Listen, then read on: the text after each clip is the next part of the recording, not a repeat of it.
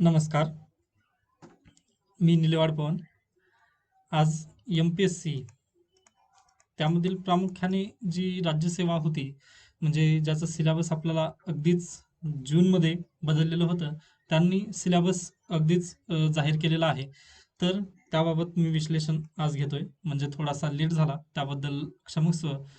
पण थोडंसं busy schedule होतं, त्यामुळे आज मी घेण्याचा प्रयत्न करतोय. तर सर्वप्रथम आहे राज्यसेवा पूर्व परीक्षा व त्यानंतर येतं मुख्य परीक्षा. मग आपल्याला सर्वप्रथम आपण आज म्हणजे आजच दोन्ही मी अपलोड करणार आहे व्हिडिओ, पण आपण तत्पूर्वी राज्यसेवा पूर्व परीक्षा या संदर्भात बोलणार आहोत. आता ही जी स्कीम आहे राज्यसेवा पूर्व परीक्षा, ही यावर्षीपासून म्हणजे 2022 पासूनच ऑलरेडी चालू झालेली आहे. म्हणजे जी 21 ऑगस्ट रोजी होणार आहे तुमची परीक्षा, ती याच बेसिसनुसार होणार आहे. मग तरी पण एकदा काळजीपूर्वक पाहून घेऊयात की कशा पद्धतीने असेल. तर पहा, पेपर 1 आणि पेपर 2. पेपर 2चा जो आहे तो पूर्वी काय असं होता, तुमचा मेरिटसाठी काउंट केला जायचा. आता तो मेरिटसाठी काउंट न करता तुम्ही जर हा पेपर जर क्लिअर केला, म्हणजे पेपर सेकंड जर क्लिअर केला तुम्ही, तरच तुमचा पेपर 1 चेक केला जाईल. अन्यथा बाद. म्हणजे इथे तुम्हाला जास्त नाहीये, फक्त 33%, 33% तुम्हाला घ्यायचे आहेत. म्हणजे न चुकवता तुम्हाला 80 प्रश्नापैकी 27 तुमचे प्रश्न अगदी योग्यरित्या बरोबर आलेच पाहिजेत.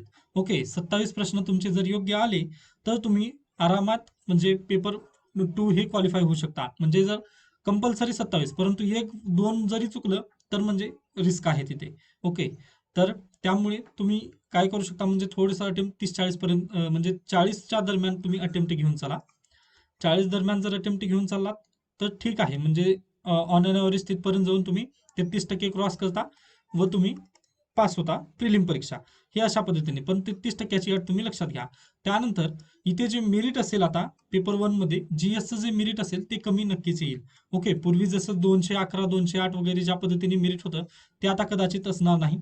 ओके, ते आता थोडंसं कमी नक्की होणार आहे. त्यामुळे तुम्ही ही एक बाब थोडीशी लक्षात घेऊ शकता. त्यानंतर पेपर 1 आणि पेपर 2 तुम्हाला लक्षात आलं असेल. पेपर 2 म्हणजेच काय, सीसॅटच असणार आहे, व कंपल्सरी पेपर म्हणजेच काय, GSचा, जो की जनरल स्टडीजचा भाग असणार आहे. आता यांनी पूर्ण डीपमध्ये वगैरे हे सर्व दिलेलं आहे, ते काही मी वाचत बसणार नाही, परंतु तुम्हाला जे सांगायचं आहे ते मी सांगण्याचा प्रयत्न करतोय. व 1/4 आहे. पण UPSCला 1/3 आहे. तिथे जास्त मार्क कटण्याचे चान्सेस असतात, परंतु MPSCने काय केलेलं आहे, थोडंसं कमी करण्याचा प्रयत्न केलेला आहे. त्यामुळे आपल्याला इथे थोडंसं एक आपल्याला एक बेस्ट हे झालेलं आहे. ते म्हणजे एक काय म्हणतो आपण त्याला, एक ग्रेस भेटल्यासारखं आहे, की 1/4 म्हणजे 1/4 जे निगेटिव्ह मार्किंग स्कीम आहे, ती MPSC मध्ये अगदीच बेस्ट आहे. ओके, त्यामुळे तुम्हाला इथे एक बेटर ऑप्शन UPSC पेक्षा MPSC मध्ये आपल्याला आढळून येईल. त्यानंतर पुढे जाऊयात. म्हणजे हे जास्त बाकीचे जर बाबतीत तुम्हाला ती माहितीच असतील, मी जास्त वेळ वगैरे घेत नाहीये. ओके, म्हणजे सर्वच वाचून दाखवायचं वगैरे ते चालणार नाही. त्यानंतर सिलेबस, म्हणजे अगदीच तुमचा पण वेळ अमूल्य आहे. त्यानंतर सिलेबस काय काय असेल मग, तर पहा, 200 मार्कांसाठी current event of state, national, international importance. म्हणजे पहा, इथे राज्य त्यांनी दिलेलं आहे. त्यानंतर नॅशनल आणि इंटरनॅशनल, म्हणजे आंतरराष्ट्रीय आणि राष्ट्रीय स्तरावरील. UPSCने यावर्षी भरपूर आंतरराष्ट्रीय स्तरावरील बातम्या वगैरे विचारण्यात आलेल्या होत्या, त्यामुळे तुम्ही इकडे थोडंसं आता MPSCचा जर विचार केला असता, तर माझ्या मते तर म्हणजे हे इथल्या इथंच फिरायला पाहिजे. कारण जर पुढे जर गेलं इंटरनॅशनल लेवलला, तर म्हणजे UPSC टाईप झाली ना. त्यामुळे थोडंसं तिथं एक आपल्याला चान्स आहे. परंतु थोडंसं लक्ष तरी जर जास्तचे असतील, तर तुम्ही नक्की त्यावर लक्ष असू द्या. परंतु जर झालं नाही, तर तुम्ही टेन्शन घेऊ नका. हे कुणाला पण येणार नाही प्रश्न, व कधीही 100 आउट ऑफ 100 तुमचं कट ऑफ कधीच नसतं. त्यामुळे या संदर्भात काळजी करू नका. त्यानंतर history of India, Indian national movement with some weightage of Maharashtra.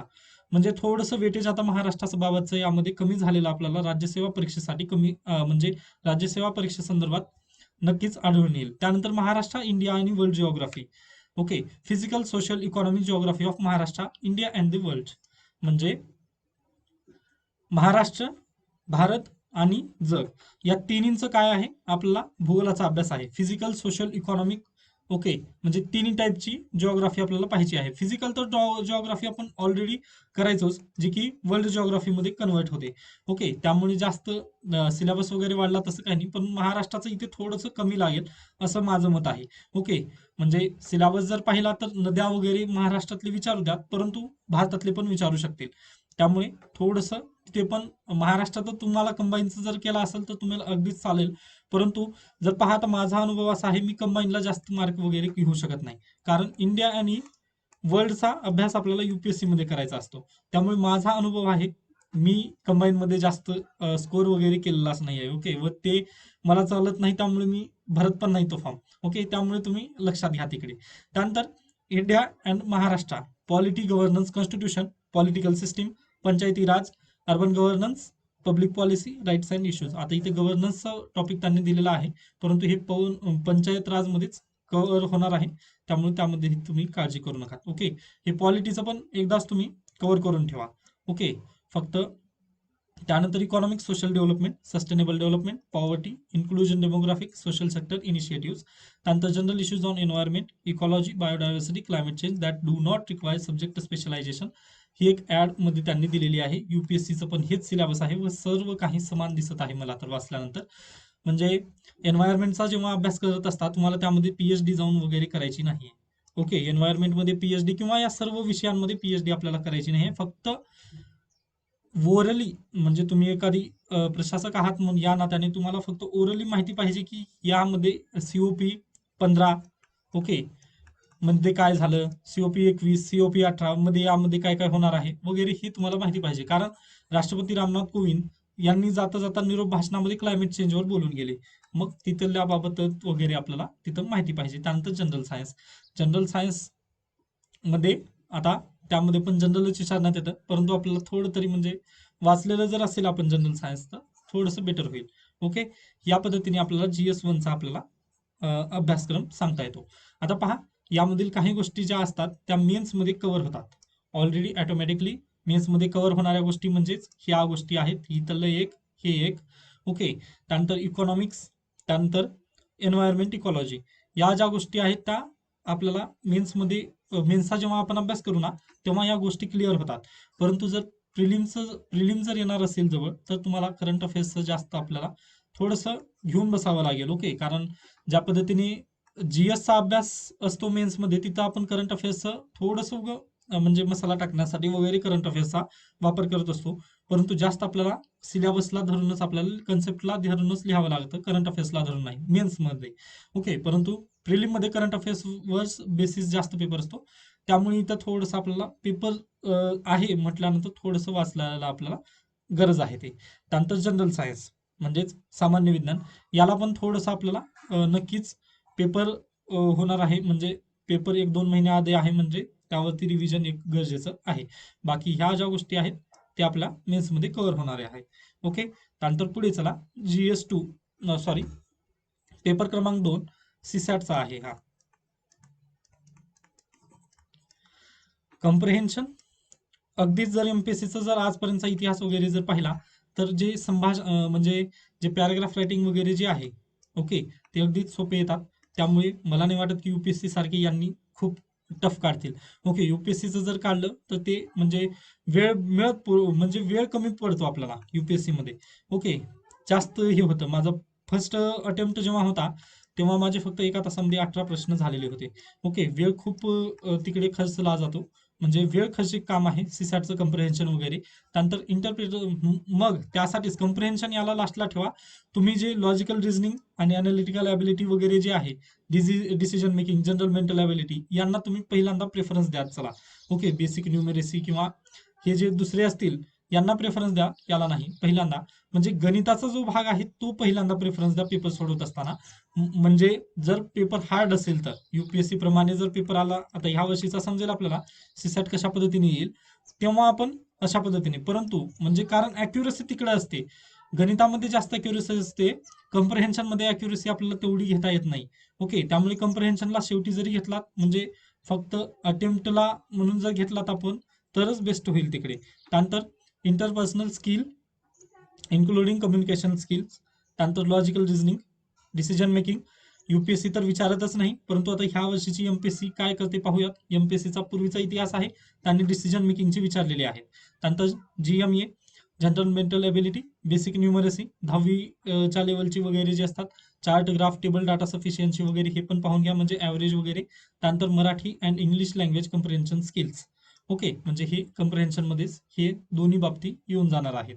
Okay, पण प्रामुख्याने जर पाहिलं तर मराठीचा जो पॅराग्राफ असतो त्यामुळे आपल्याला खूप मदत होते, कारण मातृभाषा आपली मराठी आहे. ओके, त्यामुळे हे अगदीच इथे आपल्याला एक ग्रीप बसू शकते, परंतु युपीएससी मध्ये तसं नसतं. डायरेक्टली हिंदी किंवा इंग्लिश दोन्हीमध्ये वाचायला गेलं तरी तेच प्रॉब्लेम वगैरे होत असतो. म्हणजे थोडे शब्द काही येतात, काही शब्द येत नाहीत.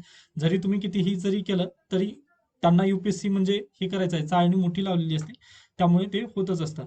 त्यानंतर नोट काय आहेत पाहूयात. Question relating to Marathi and English comprehension skill 10वी लेवलचे असतील वगैरे यांनी म्हटलेलं आहे. त्यानंतर the question will be of multiple choice question, म्हणजे एमसीक्यू असतील, बरोबर आहे.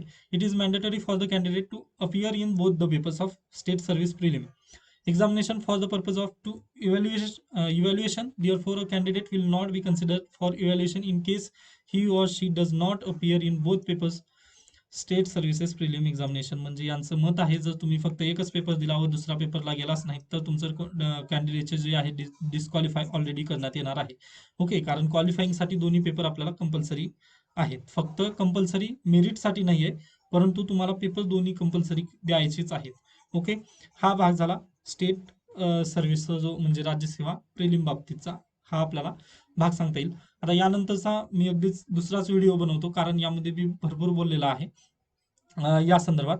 आता दुसरी लगेच आहे पीडीएफ इथे, परंतु आपण त्याला दुसऱ्या व्हिडिओमध्ये कव्हर करूयात, म्हणजे तेवढंच बेस्ट होईल. जेवढं लागेल तेवढंच आपल्याला घेता येईल. ओके, म्हणजे आज रात्री झोपता झोपता जरी तुम्ही व्हिडिओ बघावा म्हटला तरी तुम्हाला हा मान्य होईल. व अशा पद्धतीने आपल्याला प्रिलिमचा जो सिलेबस संबंधी जो हे होता अनालिसिस वगैरे, तर ते आपल्याला इथे सांगता येईल. ओके, आणखीन जर यामध्ये बुक लिस्ट वगैरे आत्ताच सांगणार नाही मी, ते आपल्याला मेन्सच्या बेसिसवरच मी सांगण्याचा प्रयत्न करेन. ओके, डायरेक्टली तुम्ही जाऊन म्हणजे आतापासूनच प्रिलिमचा वगैरे करू नका. फक्त टार्गेटमध्ये हे करून ठेवा. म्हणजे जर तुम्ही फर्स्ट अटेम्प्टच वगैरे जर देणार असाल तर, म्हणजे आता सगळ्यांचाच फर्स्ट अटेम्प्ट असेल 2023 साठी, परंतु या संदर्भातून म्हणतोय मी, ज्या पद्धतीने प्रिलिमच्या संदर्भातून, कारण 2022च्या प्रिलिम मध्ये आपल्याला समजून येईल की काय काय गोष्टी वगैरे करायच्या किंवा नाही. त्यामुळे किमान 5 महिने तरी तुम्ही पुन्हा प्रिलिमला डेडिकेटेड द्या, कारण युपीएससी मध्ये तसंच असतं. ओके, म्हणजे जर डेडिकेटेडली तुम्ही जर प्रिलिमला दिलात तरच तुमची म्हणजे हे होऊ शकेल. परंतु इथं महाराष्ट्र वगैरे जर असेल तर तुम्हाला ऑलरेडी फॅक्ट पार्ट असतील असं मी कन्सिडर करतोय, जर तुम्ही पुराणी खिलाडी असाल तर. ओके, कारण पुराणी खिलाडी असाल तर तुम्हाला फॅक्ट वगैरे अगदीच पाठ असतात. मग त्या बेसिसवर तुम्ही 5 महिने द्यायची गरज नाही, परंतु 2 वेळेस रिव्हिजन, प्रिलिमच्या पूर्वी 2 वेळेस रिव्हिजन, ते न्यू खिलाडी असो किंवा पुराणा खिलाडी असो, दोघांना पण कंपल्सरी 2 वेळेस रिव्हिजन करायची गरजच आहे. ओके, त्याच बेसिसवर आपण परीक्षा पास होण्याचं म्हणजे तिथं ताकद आपल्याकडे येऊन जाईल. आय होप आजचा जो म्हणजे हे जो व्हिडिओ आहे ते तुम्हाला महत्त्वपूर्ण ठरेल. काही सजेशन वगैरे असतील तर तुम्ही नक्की मला सांगू शकता. धन्यवाद.